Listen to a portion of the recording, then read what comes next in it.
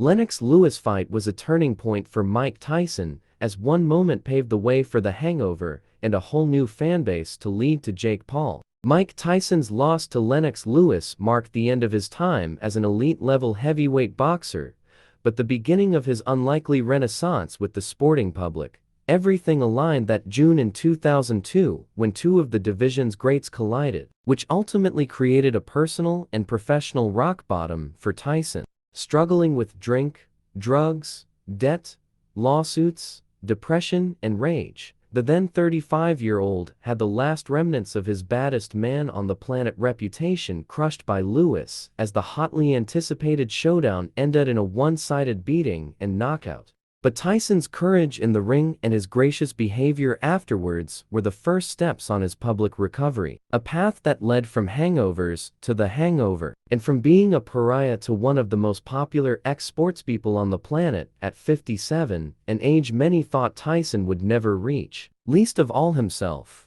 Many years earlier, the bad blood before the Lewis-Tyson fight had been intense. "I want your heart, I want to eat his children," snarled Tyson about a then childless Lewis after his first-round KO of Lou Savarese in Glasgow. When the pair later came face-to-face to promote their contest, Tyson stalked across the stage to attack Lewis, put him in a straitjacket, shouted a member of the media, prompting an expletive-filled rant from Iron Mike, one that you probably wouldn't want your own mother to hear, let alone a watching worldwide TV audience. Tyson's actions were so outrageous that even Las Vegas Sin City itself voted against staging a fight that would be the biggest PPV hit of its era, selling 1.95 million buys in the USA alone. Instead, Tyson's challenge for Lewis's world titles took place in Memphis, Tennessee. Except it wasn't much of a challenge. After a lively first round, Tyson, who had peaked at a far younger age than his opponent, ground to a halt under a steady barrage of Lewis jabs and uppercuts. In the 8th round, with Tyson bleeding over both eyes and from the nose, Lewis finally knocked him out with a booming right hand. In his changing room post-fight, Tyson was interviewed again, this time cradling his young baby Miguel in his arms. "Daddy had a bad day at the office," Tyson replied when playfully asked what Miguel made of the fight. The answer to a question on where Tyson went next brought a more ominous answer. "I might just fade into Bolivian," Tyson said, famously mangling oblivion. "I don't have nowhere to go or nothing to do. I'll just go fly my pigeons on the roof in New York, you know."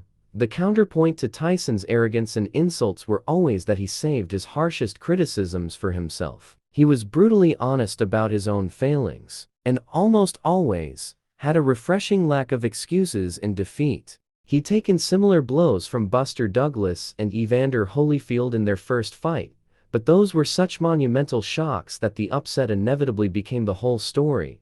The Lewis fight, in which Tyson was a pre-fight underdog, was different. The world could now focus on Tyson's grit in fighting through the punishment. If some believed that his biting Holyfield's ear in their rematch was Tyson looking for a way out, there was no quit in him in Memphis. Tyson ate 193 punches from vaunted puncher Lewis, including 15 power punches in the fight's final round, demonstrating his heart and his chin, his bravery during the fight, and humbleness after its softened views of Tyson. But they did nothing to take the edge off his demons. Tyson's private life continued to veer out of control, and in 2003, he filed for bankruptcy despite having earned over $300 million in his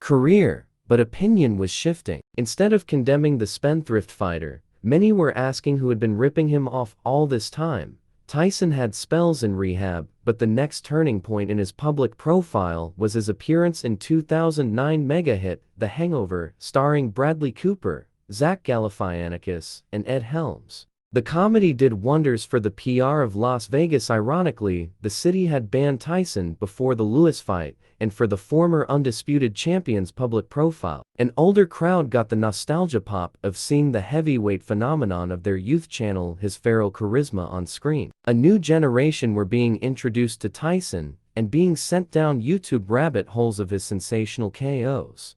Soon Tyson, the Demon Barber, was threatening to give the Jonas Brothers a haircut during a live skit at the 2019 Choice Awards, then appearing on Oprah Winfrey's show to talk about his life in graphic detail. Cameos on Entourage followed, and by 2014, Tyson was voicing himself in a Scooby-Doo-style cartoon series, Mike Tyson Mysteries. This from a man once jailed for rape, shunned, a fighter who seemed public enemy number one in his own country. Sympathy towards Tyson and the hand life dealt him, from his troubled upbringing in Brooklyn's ghettos to the exploitation he was subjected to at the peak of his fighting powers, played a part. But there was also Tyson's acceptance of his many flaws, his lacerating self-honesty, qualities on show after his pummeling by Lewis's fists. In 2022, Tyson, with a popular podcast, successful media career, happily married, cuts a different figure to the menacing one of yesteryear. Even if, judging by the 1.6 million US buys his 2020 bout with Roy Jones Jr. did, he might actually still be the biggest draw in heavyweight boxing. That is evident in the excitement now shown by fans young and old who are sure to watch him when he faces Jake Paul in July, which Netflix have snapped up.